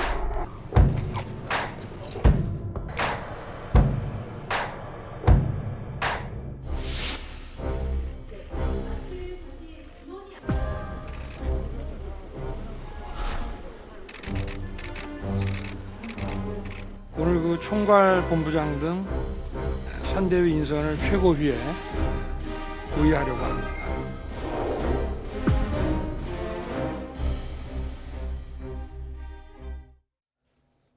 네, 정치권 이슈 짚어보겠습니다. 앞서 전해드린 대로 민주당 주요 정무직 당직자들 총사퇴한 지 하루 만에 신임 사무총장 그리고 신임 전략위원장 임명이 됐죠. 이재명의 민주당이 본격화하는 모습입니다. 국민의힘 윤석열 후보는 일단 총괄선대위원장직이 빠진 상태로 선대위를 출범시켰습니다. 노동일 경희대 교수님과 함께 오늘의 정치권 이슈 자세히 짚어보겠습니다. 어서 오십시오. 네, 안녕하세요. 안녕하세요. 민주당 이야기부터 해보겠습니다. 당 쇄신, 선대위 쇄신에 나섰는데 오늘 신임 사무총장의 김영진 의원, 이재명 후보와 매우 가까운 사람으로 알려졌고요. 전략기획위원장의 강훈식 의원 임명됐습니다. 자, 이재명의 민주당을 언급한 이후에 첫 인선인데 어떻게 보셨어요? 그야말로 뭐 최측근 인선이죠. 네. 김영진 의원 같은 경우는 2017년도 경선 때도 바로 이재명 후보에 있었습니다. 그랬군요. 그리고 뭐 7인회 멤버라고 최측근들 구성된 7인의 멤버였고 당시 2017년에는 뭐 문재인 대세론 아니었습니까? 네. 그럼에도 불구하고 이재명 후보에서 이제 같이 일했던 그런 부분이니까 그랬군요. 이번에도 경선 때도 뭐 계속 상황실장을 맡아서 아마 총괄 지휘했던 그런 부분이 있고요. 예. 강훈식 의원 조금 전에도 나와서 말씀하시는 걸 들었습니다만은 지금 이 후보의 정무조정실장을 맡아가지고 계속 경선 때부터 지금까지 곁을 지킨 분이거든요. 예. 그러니까 최측근으로 인선해서 당도 결국 이재명이 장악하겠다. 후보뿐만이 아니라 뭐 그런 의사를 내비친 거라고 볼 수 있겠죠. 예, 김영진 의원이 사무총장을 맡게 된 만큼 앞으로 당도 그리고 앞으로 재구성될 선대위도 좀 변화하는 모습을 보일 것 같습니까? 당연히 이제 그야말로 지금까지 이재명 후보가 이제 물론 본질적으로는 본인 문제라고 얘기했지만 예. 민주당에 섭섭하다, 뭐 의원들이 섭섭하다, 선대위가 안 움직인다 했지 않습니까? 네. 근데 지금까지 선대위가 좀 문제가 있었죠. 좀 전에 의원도 얘기했지만 12명의 무슨 뭐 선대위원장 예. 공동이라는 이름을 올려놓으면 12명이나 되면 아무도 안 하는 거죠. 뭐 다음 참여할 거야라는 생각밖에 안 드는 것이고 네. 그렇기 때문에 처음부터 그야말로 경선 이후에 뭐야말로 무슨 화합을 위해서 그다음에 다른 진영에 있던 분들도 전대위 직책을 맡기겠다 그런 취지로 했지만 많은 사람들을 구성한 것은 아무도 할 수 없는 그런 상황이 됐기 때문에 조직을 슬림화하고 그야말로 책임과 권한을 분명하게 보여주는 뭐 그런 선대위가 돼야 되겠죠. 예. 그런데 일각에서는요. 성남시장 선거나 경기도지사 선거가 아니라 이건 이제 대선 아닙니까? 그러니까 그렇게 신속하게 당이 움직이기에는 좀 한계가 있다 이런 지적도 있어요. 그러니까 이제 이렇게 쇄신하는 건 이제 두 가지 조금 이제 상반된 측면이 있겠죠. 본인의 어떤 그 측근들로 구성하면 본인과 어떤 그런 선대위 조직이 서로 정말 밀착돼서 깊이 빠르게 움직일 수 있지만 결국은 거기 선대위가 슬림해지면 결국 거기에 참여하지 않은 사람들은 나는 정말 몰라 이제 아무 직도 안 맡았으니까 이렇게 돼볼 수 있는 거거든요. 근데 묘하게도 이제 지난 그 바뀐 사람들 사무총장도 그렇고 이제 전략기획위원장도 그렇고 또 다른 분들도 그렇고 이재명계는 아닌 겁니다. 그러니까 이제 뭐 이낙연계라든지 이제 다른 정세균계라든지 이런 분들이 이제 당직을 안 맡게 되거나 선대위 직책을 안 맡게 되면 다 빠지는 거죠. 지금 그런 모습이 좀 보이는 것 같고요. 실제 거리를 두는 모습 이재명계가 아닌 분들은 그다음에 또 한 가지는 이재명 후보 본인도 얘기했습니다. 당의 문제도 아니고 선대위 문제도 아니고 후보 본인의 문제라고 얘기했는데 선대위를 바꾸고 그다음에 어떤 사람을 바꾸고 하는 것이 결국 이 후보 본인의 어떤 그 본질을 바꾸는 그런 모습은 아니라는 거죠. 그렇군요. 그래서 역시 그것도 제한적일 수밖에 없다. 이런 차원에서 이제 새롭게 무슨 뭐 2030이나 이런 분들도 전면 배치한다는 거 아니겠습니까? 그런 것들이 과연 실적으로 어떻게 나타나냐 하는 것들을 좀 지켜봐야죠. 네. 당이 바뀌어야 한다. 그래서 송영길 대표 빼고 다 바꿔야 한다. 이런 이야기가 나왔고 어제 윤관석 사무총장이 이제 사퇴를 했습니다. 정무직 당직자들의 일괄 사퇴를 당의 쇄신 의지로 봐달라 이렇게 이야기했는데 오늘 윤관석 의원의 라디오 인터뷰 내용을 듣고 오겠습니다. 예, 물론 선거 때니까 또 하는 거 아니냐 이런 질책도 있다고 생각을 합니다. 저희들이 일요일 날 선대위 전면적 쇄신을 위한 그 재편은 과거의 선거 과정에서는 여야가 거의 없었던 사례거든요. 지금 그 윤석열 후보 국민의힘의 선대위는 지금 상층을 꾸리는데 지금 며칠째 삐그덕거리고 있지 않습니까? 올드보이들의 귀환이다, 뭐 겨울철새들의 캠프다 이런 비판에 비교해 보면 저희들 나름대로 쇄신 의지를 잘 평가해 주시기 바랍니다. 쇄신 의지를 잘 평가해달라라고 이야기했는데 사실은 메모드급 선대위 구성할 때까지만 하더라도 뭔가 할 수 있겠다, 큰 변화를 줄 수 있겠다라는 해석과 평가도 나왔거든요. 하지만 지지율이 떨어지니까 바로 선대위를 바꿔야겠다 이런 내용이 나온 거예요. 그러니까 윤 전 사무총장이 얘기했던 게 바로 그거 있죠. 과거에는 전혀 볼 수 없었던 선거 과정에서의 선대위 개편이라고 했는데 그만큼 지금 상황이 급박한 거죠. 지금 상황이 지지율이 계속 뭐 떨어지기도 하고 답보 상태이기도 하고 컨벤션 효과를 누리기는커녕 뭐 역 컨벤션 효과다 이렇게 나올 정도로 그런 상황이 됐고 그러니까 선거 저렇게 뭔가라도 하지 않을 수 없는 상황에 몰린 거죠. 그러니까 이제 그런 것은 이제 이재명 후보의 어떤 그 지지율 답보 문제 앞으로 오를 가능성이 별로 없다. 이런 위기이기도 하지만 다시 또 기회이기도 한 거죠. 약이 됐다고 볼 수도 그렇죠. 있어요. 그러니까 저런 상황에 몰리지 않았으면 만약 지지율에서 윤석열 후보를 뭐 추월했다든가 계속 이기고 있다든가 하면 저렇게 하겠습니까? 뭐 똑같은 상황이라 하더라도 뭐 우린 잘하고 있어 이렇게 할 수밖에 없는 상황이죠. 근데 저런 것도 위기에 몰린 걸 반영하지만 결국 또 저렇게 쇄신하는 모습을 보인 것 이것은 또 새로운 기회를 줄 수도 있는 그런 좋은 기회들이 되는 거죠. 그렇군요. 당이 위기에 처하니까 단결한다고 하잖아요. 모두가 또 동의를 했고 그래서 지금 당이 개편하고 또 선대위도 지금 개편할 예정입니다. 자, 이 선대위 구성, 재구성 아무래도 이제 앞으로는 이제 이재명 후보 중심으로 당도 움직이고 선대위도 움직인다 이렇게 보면 되는 거죠. 뭐 그렇죠. 근데 이제 좀 전에 말씀드린 대로 과연 그것이 어느 정도 이제 효과를 나타낼지는 좀 미지수인 거죠. 과거와 전혀 다른 모습의 선대위를 구성하면 그러면 이제 예를 들어서 뭐 2030, 뭐 자영업자, 뭐 이 30대 여성 이런 사람들 전면에 내세운다고 하는데 그런 분들은 이제 뭐 그 사진 찍을 때, 뭐 발언을 녹취할 때 뭐 그런 데는 뭔가 역할을 할 수 있겠죠. 신선한 모습을 보이고. 그러나 과연 그분들이 실제 선거에서 어떤 역할을 할 수 있느냐. 그 부분도 전혀 다른 문제죠. 네. 그러니까 거기에 배제된 분들은 오히려 이제 비토를 하거나 전혀 그 거리를 두는 모습을 할 수 있습니다. 그게 바로 이제 서른 의원이 그렇지 않습니까? 예. 서른 의원이 저도 이게 참 그렇습니다만 본인이 이재명 후보 본인이 변하지 않는데 뭐가 효과가 있겠느냐 그러지 않습니까? 뭐 여배우 스캔들 대장동 관련해서 이 후보가 고백하고 예. 국민의 이해를 구해라. 이건 이 후보 본인이 들으면 얼마나 기분 나쁜 얘기겠습니까? 예. 근데 그 서슴없이 하는 분들이 있거든요, 지금. 그런 상황에서 과연 선대위에서 아무 직책도 맡지 않고 의원들이 배제된다면 예. 그분들이 어떤 역할을 할 수 있을까라는 점에서는 좀 의문이 찍히는 의문부가 있는 거죠. 남는 예, 거죠. 예.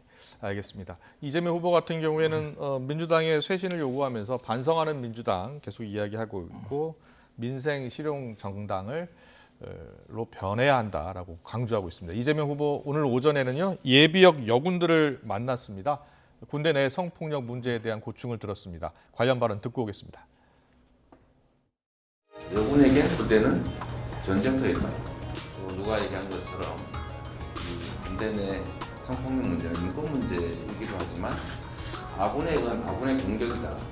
그런 얘기도 있습니다. 결국 국가 안보에 관한 문제일 수 있다는 것입니다. 피해자들이 제대로 신고하고 또 이 처벌이나 사후 조치에 대해서 신뢰할 수 있게 해주는 게 중요하겠다는 생각이 듭니다. 보호 조치를 포함해서 엄정한 조사와 엄정한 반제가 가능하다는 믿음을 만들어줘야 될 것 같습니다. 이재명 후보 오늘 외모를 보면요 염색을 해서 좀 달라졌다, 좀 젊어졌다 이런 느낌이거든요. 그러니까 경선 과정에서는 저렇게 좀 백발, 예. 은색, 은발을 이게 일부러 했다는 거죠. 조금 중후한 이미지를 보이려고 뭐 그랬던 것 같고, 근데 다시 한번 또 뭐 이미지 컨설팅을 받았다는 거죠. 예. 그래서 이제 또 오히려 윤석열 후보보다도 더 나이가 들어 보인다. 이런 얘기를 들었다는 거예요. 그래서 이제 이렇게 새롭게 좀 흑발까지 다시 얘기하고 있는데 뭐 저런 것도 일정한 효과는 있겠죠. 예. 젊은 세대에게. 뭐 속된 말로 이제 뭐 꼰대 이미지가 아니고 좀 젊은 이미지로 뭔가 2030에 다가갈 수 있는 그런 이미지로 변신하는 건데 네. 저는 효과는 있겠지만 그건 제한적이에요. 본질이 바뀌지 않는다면. 예. 오늘 이재명 후보가 어젠가 오늘인가 중요한 얘기를 했던데요. 과연 저렇게 하는 것이 젊은 세대에 다가가려고 하는데 홍준표 후보가 왜 청년 세대에게 인기가 있는지 이제는 조금 이해하겠다 그런 얘기하는 거예요. 예. 그러면서 그전에는 이해하지 못했는데 이제는 조금 이해하겠다는 걸 뭐라고 얘기했냐면 청년 세대의 말을 잘 들어야 되겠다. 그런 얘기를 했거든요. 예. 그건 저의 생각과 조금 비슷합니다. 홍준표 후보에 대한 젊은 층의 지지가 물론 대선 후보로 지지하는 것이라기보다는 그분 재밌잖아요. 말을 재밌게 하시고 뭐 본인도 개그맨 되려고 했다는 것처럼 말마다 개그 재치가 넘치잖아요. 그리고 그다음에 뭐예요?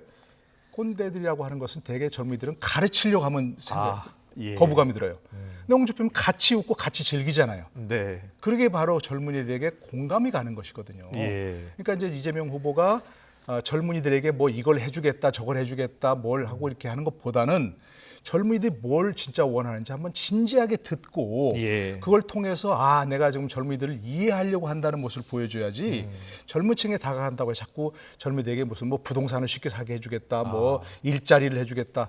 젊은이들 그거 쉽게 되지 않는다는 거 알아요. 그렇군요. 그러니까 진지하게 듣고 젊은 세대와 정말 진심으로 어울리려고 하는 공감의 모습을 보여야지. 물론 이제 흑발하면 그야말로 조금 효과는 있겠죠. 거기다가 플러스해서 본질적으로 그와 같은 이 노력이 필요하다는 거죠. 알겠습니다. 지난주까지만 해도 이재명 후보와 윤석열 후보 간의 격차가 좀 벌어진 여론조사가 나왔었는데 최근 나온 여론조사를 보면 격차가 크게 좁혀졌어요. MBS 여론조사 나온 걸 보면 뭐 지지율 격차가 거의 붙었거든요. 오차 범위 내로 줄었습니다. 그러니까 윤석열 후보의 컨벤션 효과가 이제 거의 사라진 게 아니냐 이런 분석이 많거든요. 그렇게 보세요? 네, 일단 뭐 이재명 후보의 지지율을 보면 뭐 크게 오르지 않았습니다. 근데 윤석열 후보 지지율이 떨어졌죠. 많이 떨어졌죠. 그게 바로 이제 컨벤션 효과가 사라진 것이기도 하고 지금 너무나 한 3주 지난 여태까지도 선대위 구성을 이제서야 뭔가 본부장 만들어 놓고 이렇게 한다는 것이 그때 너무 지체됐다는 것이고 삐걱거리고 있고 그리고 이제 김종인 위원장에 대해서도 가부간 결단을 내리지 못하고 있는 그래서 계속 끌려가는 모습을 보인 이런 것들도 계속해서 지금 현재 그동안 올랐던 컨벤션 효과 지지율을 다 까먹어 버리는 그런 뭐 부정적 효과가 있었던 거죠. 그렇군요. 그런데 이 그 지지층별로 이렇게 물어보면 20대 젊은 층에서 보면요. 지지를 바꿀 수 있다라는 의견을 물어보면 20대 젊은 층이 많더라고요. 그러니까 20대 지지하는 그런 분들은 예. 자기가 지지할 이유가 있어야 지지하는 거죠. 재밌다 저분은 라든지 예. 우리와 통하는 게 있어. 이게 중요하거든요. 이 네네. 20대들은. 아까 이제 강훈식 의원 같은 경우도 이익 투표라고 얘기했는데 그렇습니다. 그건 단순히 젊은이들에게 뭘 해주겠다. 그게 이익이 아닙니다. 네. 우리와 통하는 바가 있어 저 사람 말은. 지금 이게 그래픽 나가는 중요하거든요. 것은 후보 지지 강도를 이렇게 물어본 건데 네. 조금씩 계속 지지할 것이냐라는 응답은 늘고 있어요. 68%까지 높아졌는데 이제 점점 낮아지고 있는 게 계속 이제 부동층 아직 결정하지 못했다는 30%거든요. 그런데 유독 젊은 층이 높은 겁니다. 그 그러니까 이유는 말씀하신 네. 대로 통하는 사람이 없다는 거예요. 마음에 드는 사람이 예, 없다. 그야말로 마음에 드는 것도 그렇지만 예. 우리와 뭔가 정서가 비슷하고 나이가 문제가 아니고 예. 우리의 정서를 이해하고 우리와 통하는 사람이 없기 때문에 여야 모두가 그러기 때문에 지금 젊은 층은 아직도 마음을 잡지 못하고 있는 거죠. 바꾼다기보다는 그렇군요. 아직까지 정하지 못하고 있다고 하는 게 정확한 거죠. 예, 알겠습니다. 그렇다면 앞서 윤석열 후보의 컨벤션 효과가 사라진 배경에는 김종인 전 비대위원장 영입 과정한 갈등 이런 부분이 있다라고 이야기하셨는데 어떻게 보셨어요? 이 갈등이 결국은 지지율 정체에 큰 영향을 미쳤다고 보시는 거예요? 물론입니다. 예. 그게 지금 아니면 뭐 다른 방법이 다른 요인이 별로 다른 없는 이유가 거죠 없다. 현재로서는.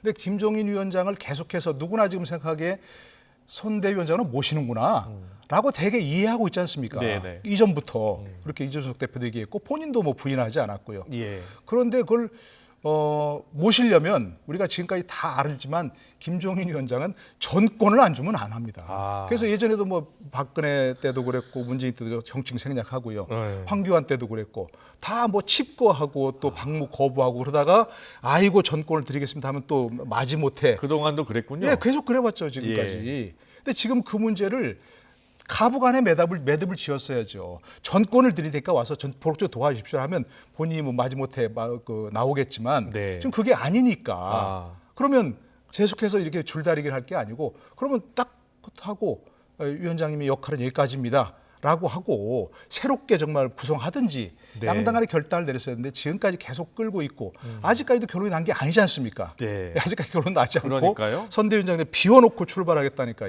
자. 뭔가 이게 좀 찜찜한 거죠. 알겠습니다. 지금 비워놓고 출발했습니다. 오늘 윤석열 후보 최고위원회에 참석해서 이와 관련해서 발언을 했는데요. 자, 어떤 발언을 했는지 듣고 오겠습니다. 선거운동이 더 지체돼서는 좀 곤란하고 지금 1분 1초를 아껴가면서 우리가 이제 뛰어야 될 그런 상황이고 민생, 공정, 미래 가치로 국민 통합을 이루고 대한민국을 정상화시키는 것을 목표로 해야 할 것 같습니다. 이 선대위 구성은 한 번에 전부 마무리를 해서 발표하는 것보다 일단은 기본적인 우리 당 조직과 관련해서 우리 당에서 출발되는 선대위 조직을 먼저 구성을 좀 해나가면서 외부 영입 인사들은 순차적으로 저희들이 상고처리해서 모시고 최고의 부의를 하게 되면은 순차적으로 발표하는 그런 방식으로 선거운동 기간 동안에 이 선대위 조직은 계속 보강을 해나가겠습니다.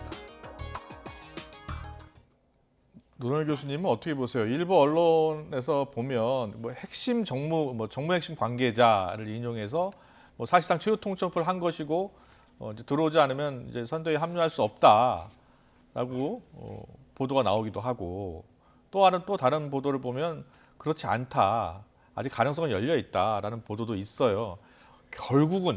결국에는 합류를 할 것으로 보십니까?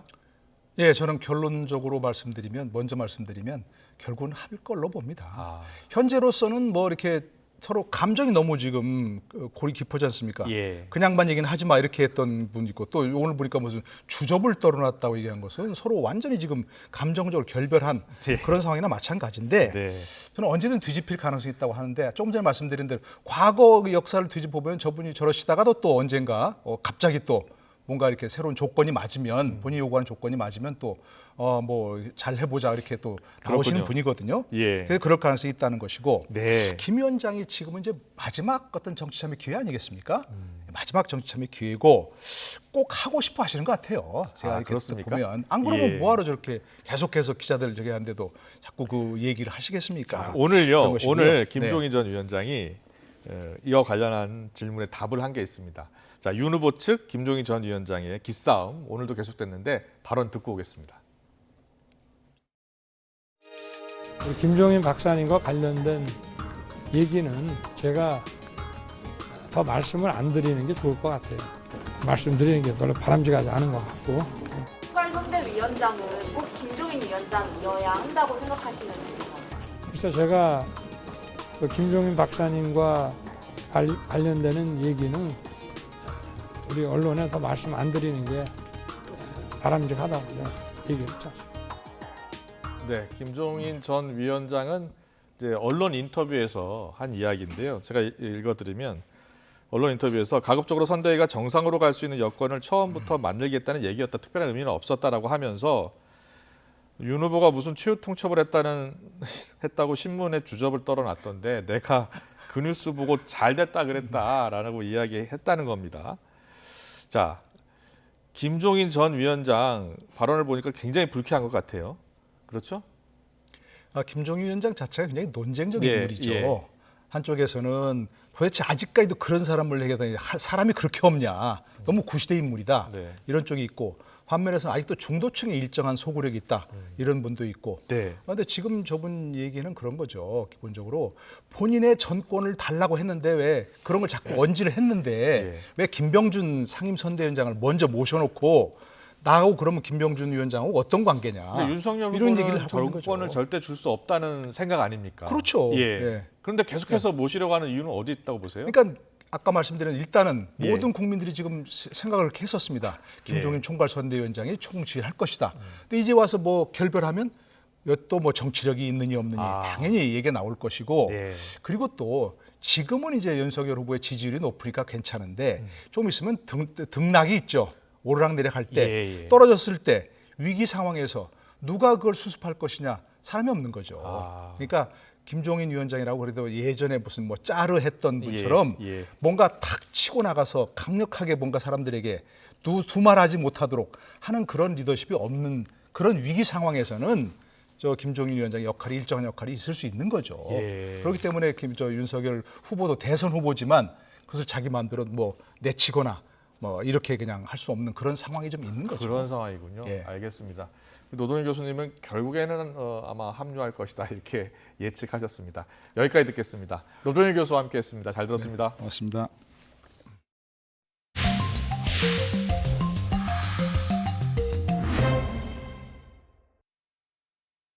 삼성교육대 인권 탄압, 5.18 광주 민주화운동 유혈 진압 등에 대해서 사과 한마디 없었던 전두환 씨를 향한 분노의 목소리가 커지고 있습니다. 10여 곳 피해자 단체가 전시 빈소 근처에서 합동 기자회견을 열고 유족들이 대신 사과하라고 촉구했습니다. 직접 들어보겠습니다.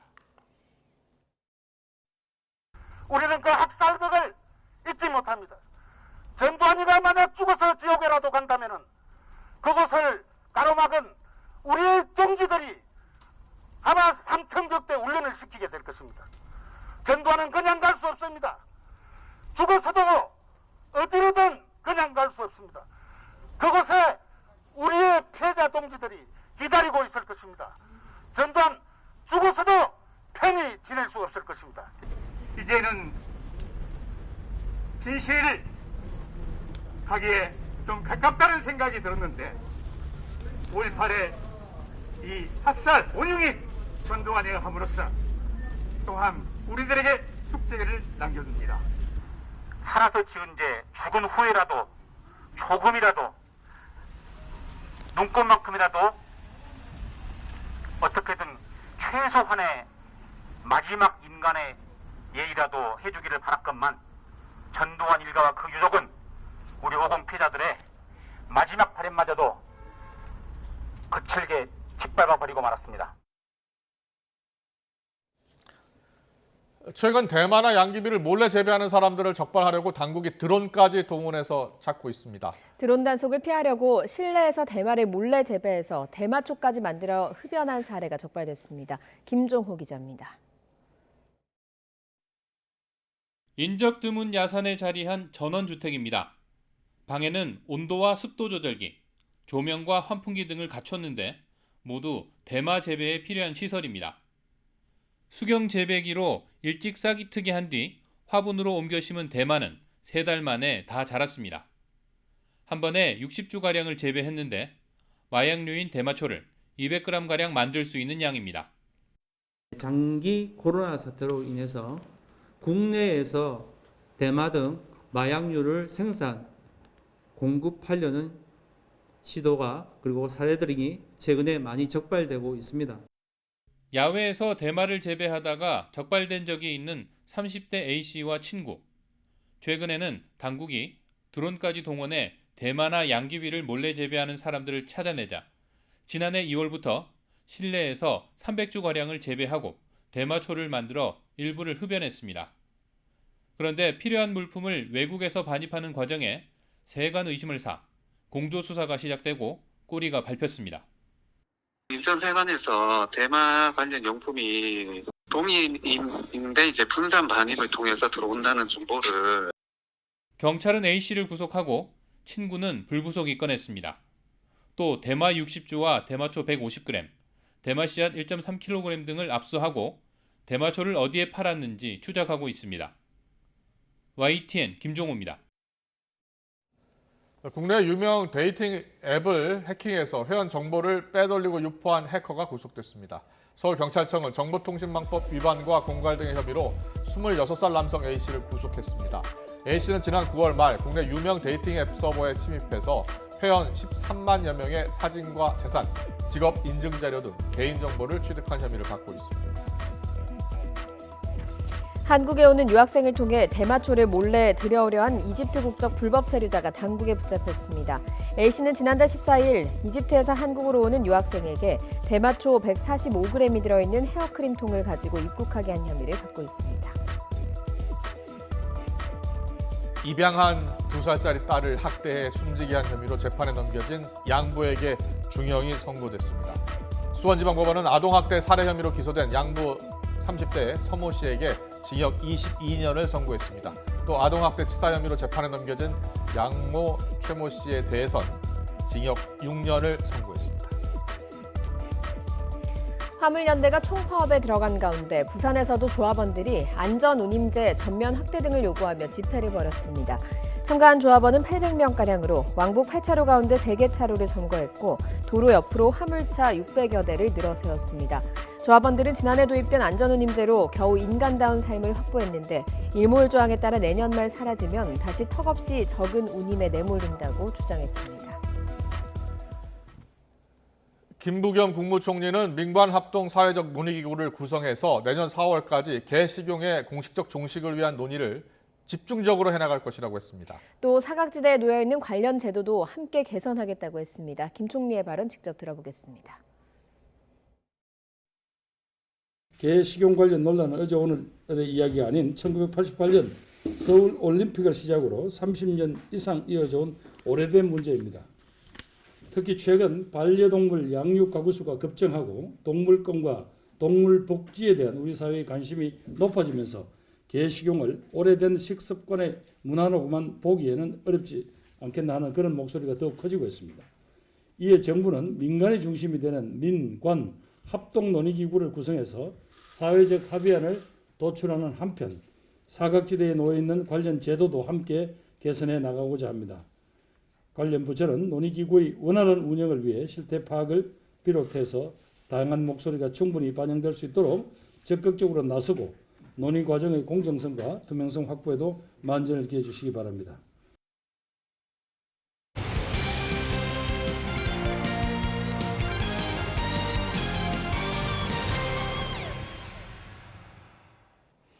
KT의 한국 시리즈 우승으로 막을 내린 가을 야구는 이제 스토브리그에 본격적으로 돌입했습니다. KBO가 FA 승인 선수 명단을 발표했는데 NC의 나성범과 두산 김재환 등 대역급 선수들이 적지 않습니다. 김상익 기자입니다. KBO가 공시한 FA 승인 선수 14명 중 신규 FA는 10명, 재자격 취득자가 3명이고 자격 유지 1명입니다. 최대 관심은 일찌감치 국내 잔류를 선택한 NC 나성범의 몸값입니다. NC는 나성범의 필요성을 고려해 무조건 잡는다는 생각인데 선수 가치로 볼 때 100억 원대 계약 전망이 나옵니다. 나성범 선수 우리 팀에 의미 있는 선수라 생각은 분명히 하고 있고 그것도 뭐 단장님도 구단도 다 알고 있는 상태고요. 조건이 맞아야지 이제 계약이 되는 상황들인데. 두산도 김재환과 박건우 두 선수 모두와 계약한다는 내부 방침이지만 3년 전 양의지 때처럼 과열 경쟁은 피하겠다는 생각입니다. 최선을 다해 협상을 할 거고 저희도 갖고 있는 가이드라인이 있기 때문에 그러니까 오버페이 정도까지는 아닐 거고. 선수 등급제에 따른 보상 규모도 구단들의 고민거리입니다. A등급의 경우 전년 연봉의 200%와 보호선수 20명 외에 1명 또는 전년 연봉의 300%를 보상해야 하는데 나성범을 비롯해 김재환 등 4명이 A등급입니다. 황재균 등 6명이 B등급으로 분류됐고 허도환을 비롯한 나머지 4명이 C등급입니다. 때문에 부담을 고려해 대여급 선수보다 BC등급 선수들에게 눈을 돌릴 수 있다는 관측도 나옵니다. 이미 2번의 FA로 155억 원을 챙긴 삼성 포수 강민호는 C등급으로 3번째 FA 시장에 나와 FA 총액 200억 원 돌파를 바라보고 있습니다. 반면 LG로 이적하면서 A등급으로 상향된 서건창을 비롯한 4명은 이적이 여의치 않을 것으로 보고 이번에 FA 자격을 신청하지 않았습니다. 구단에겐 한 해 농사의 씨 뿌리기인 동시에 선수들에겐 대박의 꿈을 완성해줄 스토브리그 FA 전쟁이 시작됐습니다. YTN 김사익입니다.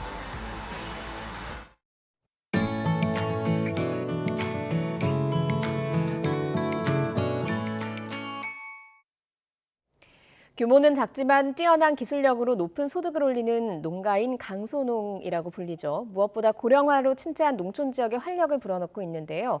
앞으로 당국의 기술 지원 등이 더 확대됩니다. 김학무 기자입니다. 버섯 중에서도 가격이 높은 표고와 노루궁뎅이 버섯 재배 농장입니다.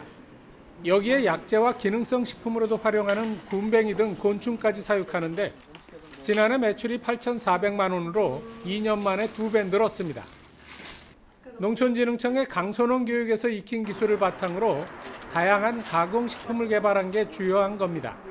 서로가 지탱할 수 있는 힘을 키워주기 때문에 그 강소농이라는 이 조그마한 단체가 상당히 힘을 줬었고 매출에 상당히 도움이 됐다고 봅니다. 2012년 전국 3만 곳에서 시작한 강소농 수는 지난해 8만 5천 곳. 소득은 일반 농가보다 20% 정도 높습니다. 이들 가운데서도 지난해 탁월한 성과를 올린 강소농이 한자리에 모였습니다. 빠르게 변화하는 농업을 한눈에 볼 수 있는데 특히 생산과 가공, 판매까지 도맡아는 농가들이 눈길을 끕니다. 목장에서 우유 생산하면서 요거트, 치즈, 아이스크림 만들고 있고요. 저희가 직접 판매하다 보니까 신선해서 소비자들께서 많이 좋아하시는 것 같아요. 강소농은 특히 1차 농업 생산에서 벗어나 2차 가공 상품 생산을 70%까지 늘려 소득을 높인다는 점에서 주목받고 있습니다. 기농하고자 하는 분들, 그다음에 또 젊은 창업 농업인들이 미리 있는 현장을 와서 보고 가면은 농업에 대해서 새로운 아이디어도 나오고 쉽게 정착할 수 있을 거라고 저는 생각합니다. 작지만 강한 농가 강소농이 우리 농업의 경쟁력을 높이고 있습니다. YTN 김학무입니다. 농촌진흥청이 겨울로 접어드는 때에 맞춰 시설 채소 재배 농가의 병해충 방제를 당부했습니다. 농진청은 바깥 기온이 낮은 겨울에는 비닐온실에서 병해충이 발생하기 쉽기 때문에 곰팡이병이나 노근병, 흰가루병 등에 대한 방제가 꼭 필요하다고 밝혔습니다. 또 시설 내부의 환기와 난방을 통해 내부가 춥거나 지나치게 습해지지 않도록 관리해야 합니다. 농촌진흥청이 농업과 농촌발전에 이바지한 유공자를 선정해서 농업기술 명예전당에 헌액합니다. 대상자는 농업기술 분야와 관련 있는 직위에서 은퇴 후 5년이 지나거나 고인이 된 개인 또는 단체로 농업발전과 농업인 복지 향상, 농촌자원의 효율적 활용에 공헌한 업적이 있어야 합니다.